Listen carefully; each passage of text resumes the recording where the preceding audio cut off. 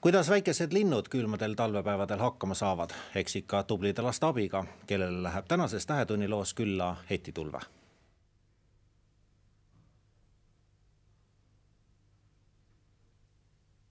Siia Ühispanga peamajja kogunenud mitte pankurid, vaid hoopis lapsed turvakodudest ja varjupaikadest, et ehitada iseenda oma kätega lindudele maju.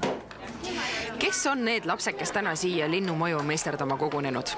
Need on varjupaikade lapsed ja lapsed Lillekülast, Koplist ja Haibast. Ja mis ürituse raames kõik need pisikesed nobedad näpud siia kogunenud on? SEB Heategevusfondil on selline tore traditsioon, et iga kuu katsume leida ühe ringsõidu, millega lastele varjupaikadesse külla minna. Ja veebruarikuine ringsõit ongi siis pealkirjaga, kuidas linnud talvel elavad. Räägime sellest, et kuidas nad elavad ja kuidas nad külmaga hakkama saavad ja mida nad söövad. Ja samas on lastel võimalus ka siis ise valmistada lindudele söögimajakesi. Ühed söögimajakesed nendele endale, kui nad koju lähevad, kunagi saavad kaasa võtta ja teised siis nii varjupaigahoovi kui ka pesakast varjupaigahoovi. Nii et selline linnutemaatiline kogunemine. Regina, mille sina täna meisterdasid? Linnumaja. Kas oli raske teha? Oled sa varem teinud midagi oma kätega? Ei ole. Aga näita, kuidas see käib, kust linnud sisse tulevad ja kus sa süüa paned? Siia sisse panen süüa, aga päris sisse nad ei lähe. Aga kust linnud siis siit alt saavadki nokkida? Siit alt niimoodi nokkaga. Aga mis sa siis tahad tegema hakata, kui sa suureks kasvad? Siis ma tahan suurt linnupesa teha.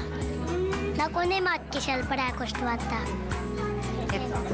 Et praegu teid tillukestele, siis hakkad suurtele rähnidele kuldnokkadele tegema? Jah.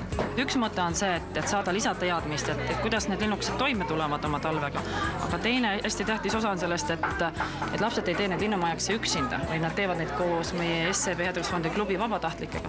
Et tal on suur sõber, kes tema jaoks on olemas siin selle 1,5 tunni jooksul mures ja rõõmus ja abiks küsimustele vastamas ja et see koostegemine on hästi tähtis, mida me ise hästi hindame. Ja Robert, mida sina täna oled meisterdanud? Mina täna meisterdasin linnupesa, kus linnud võivad süüa. Kas oli raske teha? Ei olnud, väga kerge. Oled sa ise varem meisterdanud ise oma kätega? Ei, esimest korda. Kui palju sul abi vaja läks, kõrvalist abi? Natukene.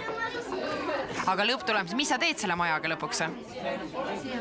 Panen süüa ja riputan puu otsa. No, kas tundub, et lapsed lähevad kaasa sellise toksimise meisterdamisega? Ma olen kuulnud selliseid hinnangulisi lauseid, et varjupaiga lapsed ja lastekodu lapsed, need on mõnikord pahad lapsed ja käituvad kehvasti. Vaadates alati neid meie üritusi koos laste, kus me koos midagi teeme ja oleme laste jaoks olemas, siis meil ei ole ühtegi paha last, nii et hästi suure innuga.